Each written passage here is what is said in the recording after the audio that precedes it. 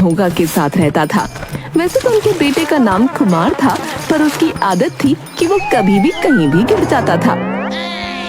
मदन लाल और उसकी पत्नी ने उसे बचपन में कई डॉक्टरों, वैद्यों को, यहाँ तक कि तांत्रिकों को भी दिखाया, पर उन्हें समझ में कुछ नहीं आया कि कोई बीमारी है या आदत।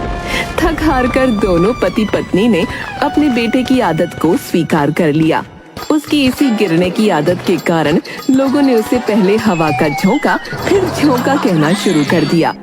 बड़े होने पर भी मदन लाल और उसकी पत्नी झोंका को अकेले कहीं नहीं जाने देते थे। फिर एक दिन की बात है।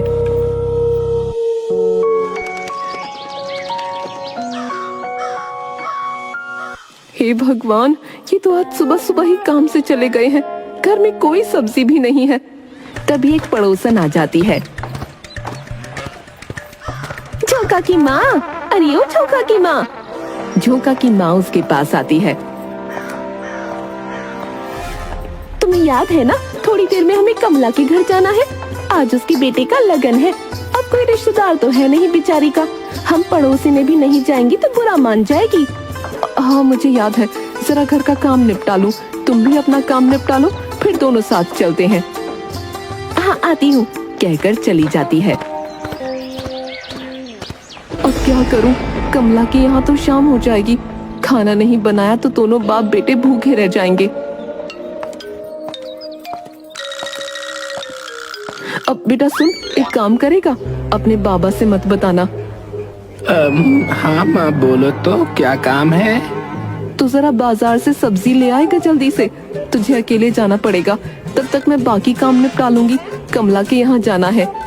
माँ तुम चिंता क्यों करती हो? देखो मैं कितना बड़ा हो गया हूँ। मेरी उम्र के नौजवान तो काम करने चाहते हैं, पर तुम और बाबा तो मुझे कहीं भी अकेले नहीं जाने देते। मुझे बहुत बुरा लगता है। देख, आज तेरे पास मौका है खुद को साबित करने का। तू जल्दी से सब्जी ले आएगा ना, तो मैं तेरे बाबा से कहूंगी कि तुझे बाहर जाने दिया करे। झोंका खुश होते हुए बाजार चला गया।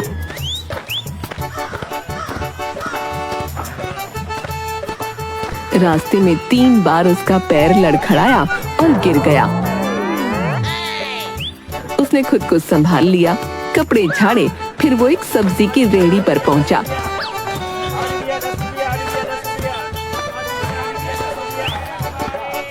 भैया ये आलू, पालक और गोभी कैसे दिए?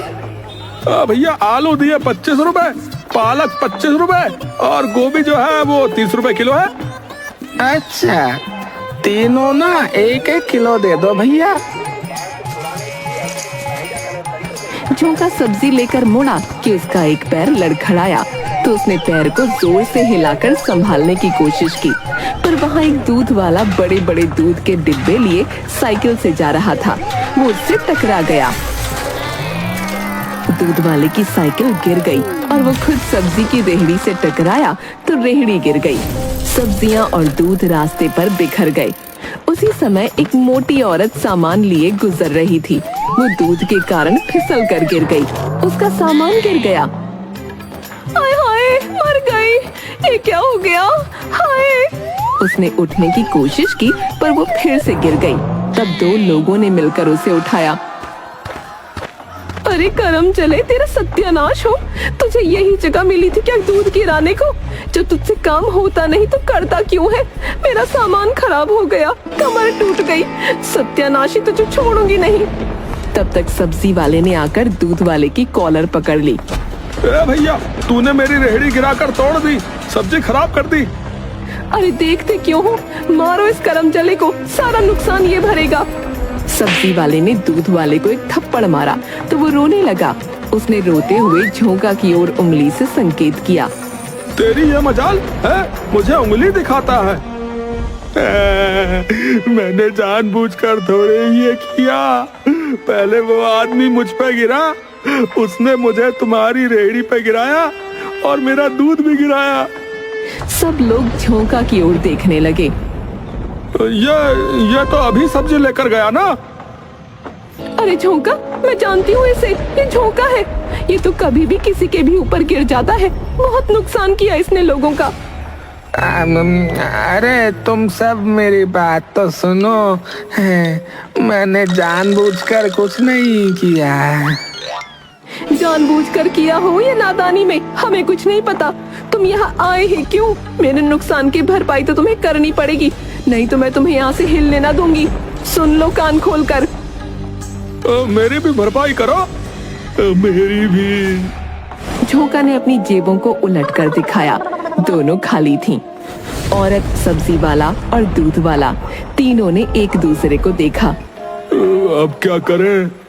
मैं इसका घर जानती हूँ। इसे पकड़कर इसके घर ले चलते हैं। हमारे नुकसान के रुपये वहाँ से लेकर आते हैं। उन दोनों ने हाँ में गर्दन हिलाई और उसे पकड़ लिया। तीनों वहाँ से चल दिए।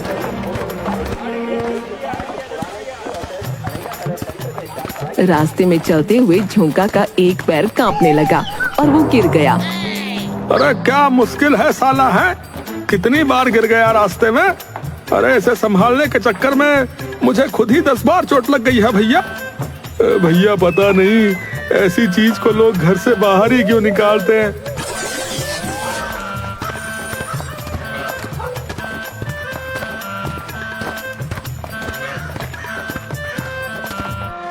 तीनों उसके घर के बाहर झोंका को पकड़े हुए पहुंच गए। अरे ओ झोंका के माई बापू, अंदर कहाँ छिपे हो? इस खतरनाक चीज को बाहर निकाल कर बाहर आओ, बाहर आओ।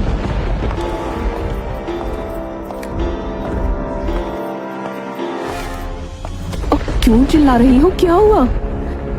मैं बताता हूँ।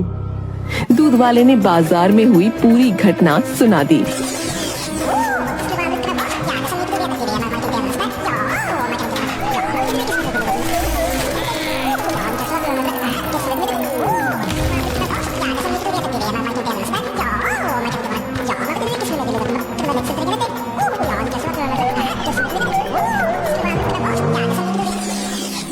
हमें अपने नुकसान के रुपये चाहिए। देखिए, हमें अपने नुकसान का रुपया चाहिए बता रहे। मुझे भी, मेरी साइकिल भी टूट गई और सारा दूध भी गिर गया। बेटा तू भीतर चल, मैं इनसे बात करती हूँ। खबरदार, जो हिला भी अच्छा ना होगा। रुपये दो और बेटा लो, समझी तुम? तभी मदन लाल बाहर से घर आ पहुंचा। उन्हें घर के बाहर देखकर क्या हुआ? ये लोग कौन हैं? भैया हमारे पास ज्यादा टाइम नहीं है, समझे? अब बताओ, एक ही बात इनको बार बार बताओ। अरे हमें हमारा रुपया दे दो भैया, फिर पूछते रहना अपनी पत्नी से तुम्हारे इस गिरतू राम की कारस्तानी है। मदन लाल की पत्नी ने झोंका की तरफ देखा। दोनों ने सिर झुका लिया। झोंका अकेला बाहर? पत्नी ने हाँ में सिर हिलाया। मदन लाल ने सबको पैसे देकर वहां से भेज दिया।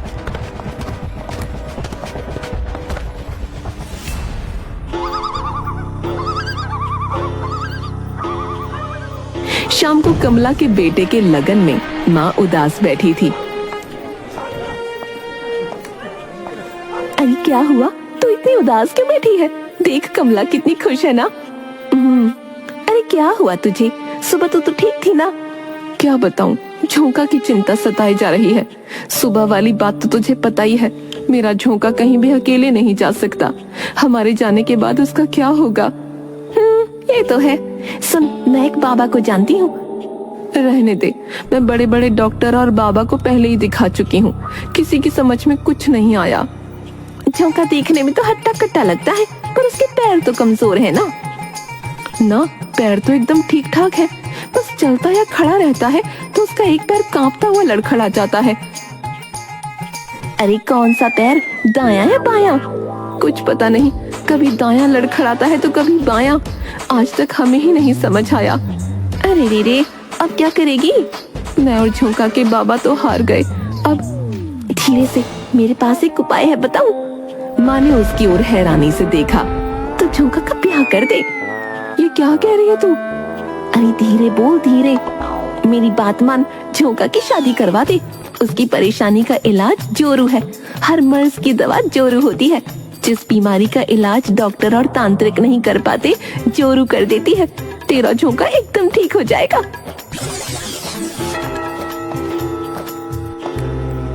सुनिए जी, झोंका की शादी की उम्र हो गई है, उसके लिए अच्छी सी लड़की देखना शुरू कर दूं? अरे ये क्या बोल रही हो तुम? सब कुछ जानते हुए भी उसकी शादी के बारे में सोच रही हो? इसमें बुरा क्या है? बस गिरता पड़ता ही तो है। इसके अलावा कोई ऐब तो नहीं है ना मेरे बेटे में? अरे ये तो सोचो कि वो अपना घर कैसे संभालेगा भाई। अरे काम कैसे करेगा वो? अरे तो ना करे काम। ये हमारा घर, खेत और जो जमीन खरीदी है तुमने, सब इसी का तो है। और शादी के बाद वो भी तुम्हारी तरह ठीक हो जाएगा। मेरी तरह? इसका क्या मतलब? शादी से पहले तुम भी तो आवारा थे। सास ससुर जी की नाक में कितना दम कर रखा था तुमने। देखो, मैंने तुम्हारी सारी आवारागर्दी निकाल दी ना। अब कितने जिम्मेदार हो गए हो तुम। झोंका भी तुम्हारी तरह ठीक हो जाएगा। पर लड़की कहाँ मिलेगी? कौन सी लड़की इसके गिरने की बात सुनकर शादी के लिए हाँ कहेगी, बताओ? लड़की ढूंढने की जिम्मेदारी मेरी है, और हम लड़की वालों को झोंका के गिरने वाली बात नहीं बताएंगे, समझे तुम? अच्छा जी, और जो अगर पड़ोसियों ने बता दिया तो? अरे तुम सब मुझ पे छोड़ दो, मैं सब संभाल लूंगी।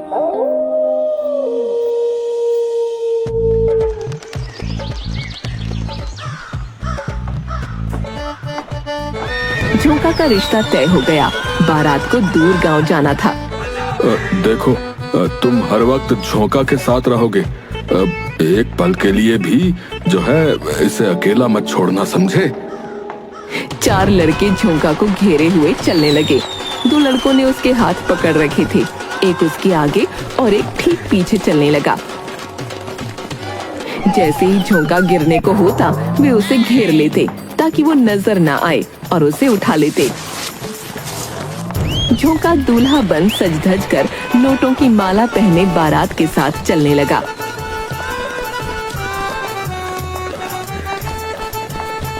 रास्ते में अचानक उसने अपने हाथ झटके।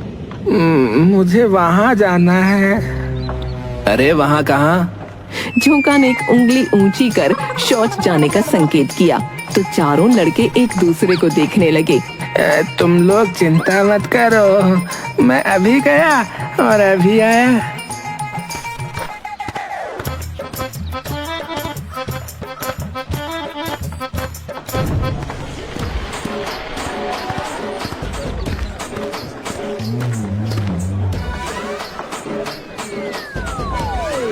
अरे झोंका कहाँ है भाई?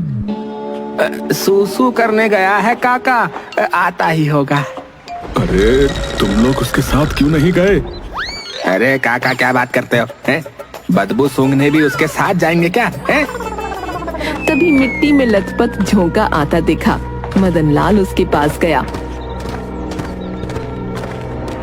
अरे ये क्या हुआ? बाबा बाबा, खूब मिट्टी थी, पानी भी था। देखो सारे कपड़े खराब हो गए, ये हार भी टूट गया बाबा। अरे भाई ये क्या मुसीबत है? अरे तुम सूसू भी अकेले नहीं कर सकते हो क्या?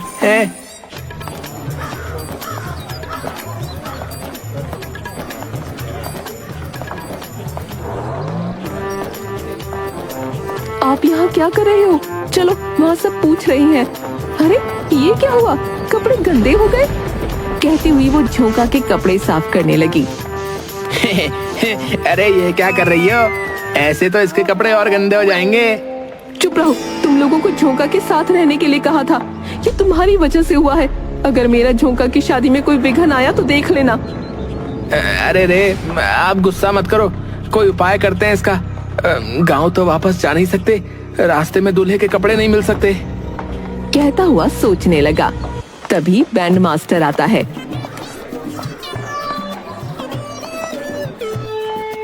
मदन लाल जी, बारात को पहुंचने में कितनी देर लगेगी?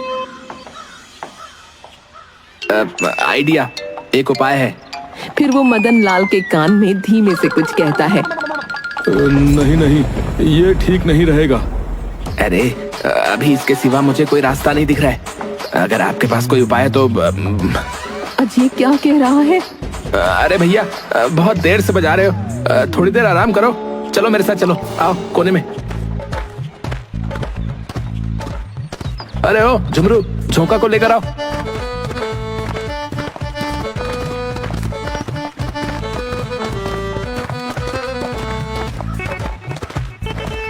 मदन लाल और उसकी पत्नी दोनों इंतजार करने लगे। थोड़ी देर बाद झोंका बैंड मास्टर के कपड़े पहने हुए आया और बैंड मास्टर झोंका के गंदे कपड़े पहने हुए।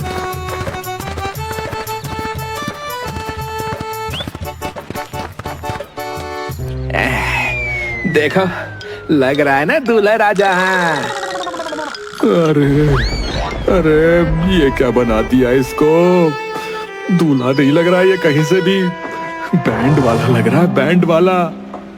अरे नहीं नहीं मदन लाल जी, हमें तो ये पहले से ज्यादा अच्छा लग रहा है। क्यों? अरे मुझे जबरदस्ती गंदे कपड़े पहना दिए भाई। मैं कह रहा हूँ कि ये जो भी किया ये ठीक नहीं किया। ऐसा है बेटा, तुम ना गांव वापस चले जाओ, समझे?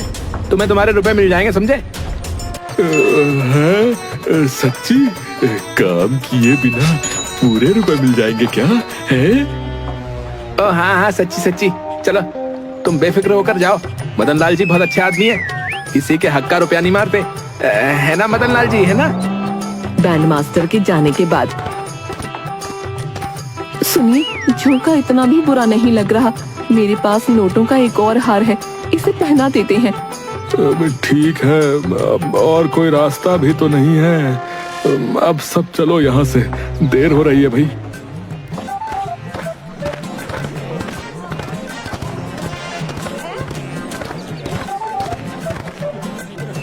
अबे साले, हैं? क्या तिकड़म भिड़ाई है बे तूने? ये झोंका दूल्हा नहीं, एकदम जो है ना जोकर लग रहा है, जोकर।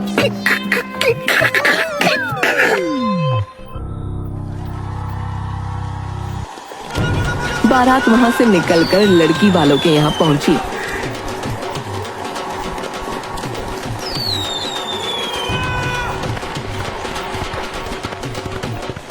ये दूल्हा कम बैंड वाला ज्यादा लग रहा है।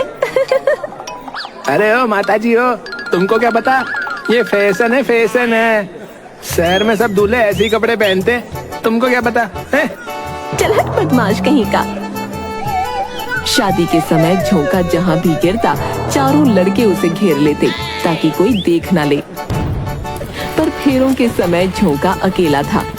अरे ओ पंडित जी, सुनो, ई लो, 5 मिनट में फेरे करवा दो अब जल्दी से। हाँ, पर फेरों में झोंका एक बार गिर ही गया। थका हुआ है ना, इतनी दूर से आ रहे हैं, फिर सारी रस्में। किसी तरह झोंका की शादी हुई और वो दुल्हन लेकर अपने गांव आ गया। वहाँ रस्मों के बीच झोंका 2 से 3 बार गिर गया। कुछ तो गड़बड़ है, ये बार बार गिर क्यों जाते हैं? जब एक एक करके सब मेहमान चले गए, तब एकांत में, सुनिए जी, सच सच बताना, आप बार बार गिर क्यों जाते हैं? मैं गिर रहा हूँ? नहीं तो वो तो ऐसे ही शादी की थकान है, शादी की थकान है। तुमको तो पता है ना, सब काम मैंने ही संभाला है ना, तो थकान की वजह से गिर जाता हूँ। अच्छा, आप अपने पैर तो दिखाओ। पैर क्यों भाई, पैर क्यों? अरे दिखाओ तो। अरे तुम भी बेकार में ही शक कर रही हो।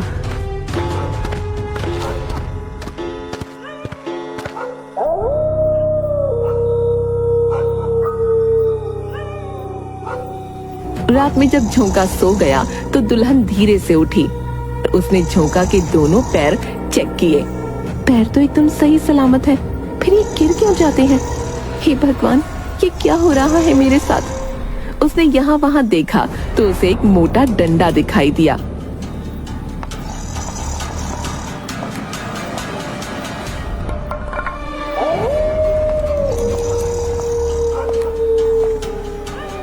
हे भगवान, मुझे माफ करना। उसने डंडा जोर से झोंका के पैर पर दे मारा। मम्मी! वो अपने पैर पकड़ कर बैठ गया। और दुल्हन झट से पलंग के नीचे छिप गई। मदन लाल और उसकी पत्नी भागते हुए आए। क्या हुआ बेटा, इतनी जोर से क्यों चिल्लाया? मम्मी, मेरे पैर पर किसी ने बहुत जोर से मारा। यहाँ तो कोई नहीं है बेटा, तुमने कोई बुरा सपना देखा होगा। झोंका, बहू नहीं दिख रही है, कहाँ है? पता नहीं बाबा, मैं तो सोया हुआ था। ये कहाँ चली गई? चलो देखते हैं। तीनों वहां से चले गए तो दुल्हन बाहर निकल आई। जब वो तीनों वापस आए तो अरे तुम कहाँ थी?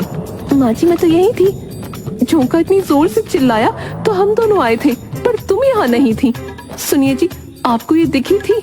मदन लाल ने ना में सिर हिलाया। माँ जी, मैं तो यही थी, उस अलमारी के पास खड़ी थी। मैंने आपको और ससुर जी को देखा था, शायद आपने मुझे नहीं देखा। पता नहीं क्या हो रहा है इस घर में, कहकर वो और मदन लाल चले गए। शुक्र है बच गई, वरना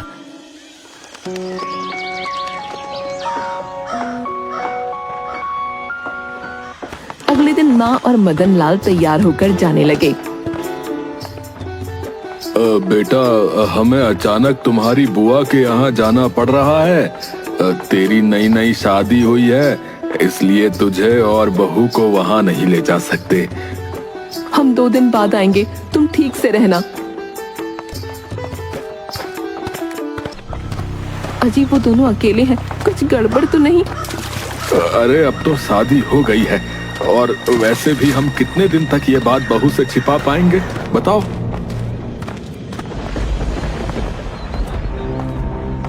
अजी सुनिए ना, सासू माँ और ससुर जी 2 दिन के लिए बाहर गए हैं, तो क्यों ना मैं भी अपने मायके हो आऊं? आप ले चलिए ना। अरे ये क्या कह रही हो तुम? जो आप सुन रहे हो, मुझे जाना है, बस समझ गए ना?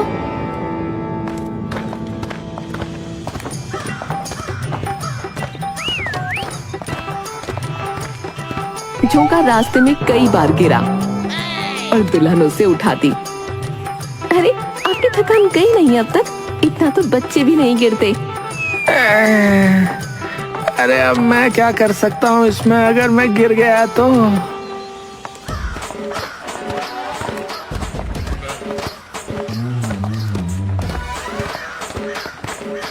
दुल्हन को आता देखकर उसकी माँ भागकर दरवाजे तक आई। बेटी, दामाद जी कहीं दिखाई नहीं दे रहे। ये कहाँ चले गए? मेरे साथ ही तो आए थे।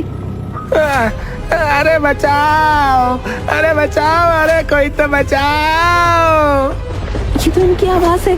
दोनों आवाज की ओर गईं तो देखा झोंका एक गटर में गिरा पड़ा है। मैंने कहा था संभल कर चलिए, अब गिर गए ना। बेटी शांत हो जा, गुस्सा मत कर। गांव वालों ने मिलकर झोंका को गटर से बाहर निकाला। झोंका कीचड़ में लथपथ बाहर आया। अरे कितनी बदबू आ रही है इसमें, इसे ऐसे ही घर में ले जाओगे तो पूरा घर सड़ जाएगा। तब झोंका को घर के बाहर खड़ा करके घर वालों ने उस पर पानी डाला। तुम तो बहुत खुशनसीब हो, पहली बार दामाद घर आया, वो भी गटर से, कीचड़ में भरा हुआ। झोंका, दुल्हन और घर के सब लोग अंदर गए। सबने झोंका की बहुत आवभगत की, पर झोंका वहां भी गिरने लगा।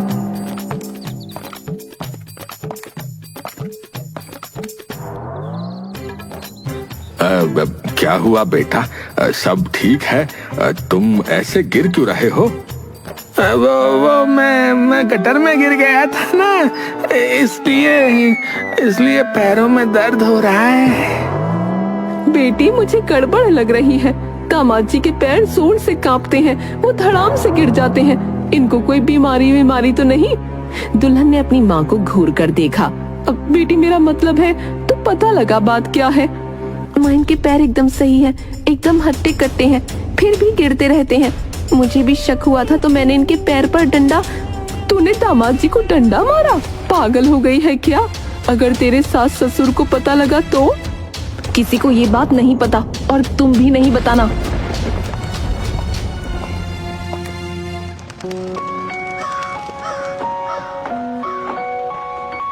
झोंका और दुल्हन वहां से जाने लगे। बेटी ये ले थोड़ा खाना, रास्ते में भूख लगे तो तुम दोनों खा लेना।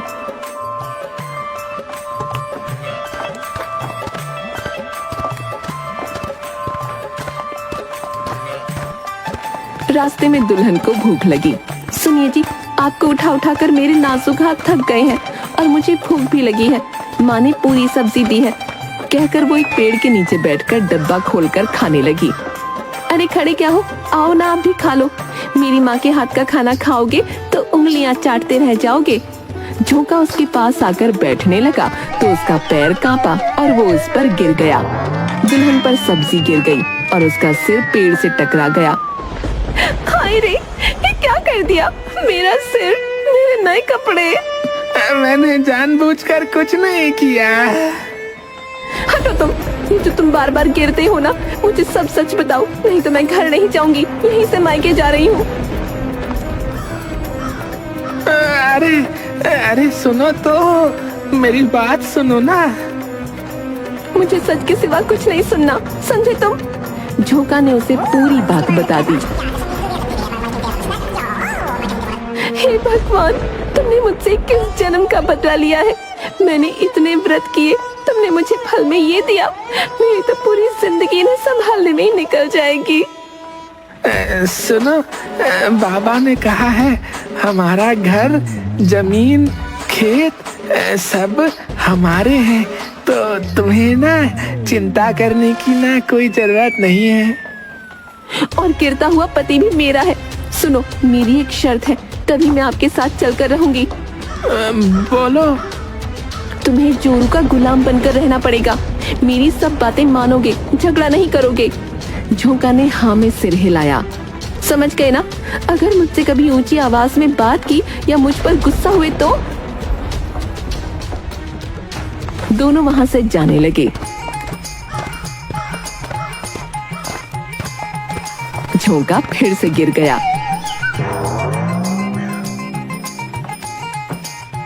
अगर मैं आदमी होती तो तुम्हें उठा कर ले चलती। थू थू थू थू थू, तुम आदमी होती तो मैं तुमसे शादी नहीं करता, समझी? तुमसे ठीक से चला तो जाता नहीं, बस बातें बनवा लो।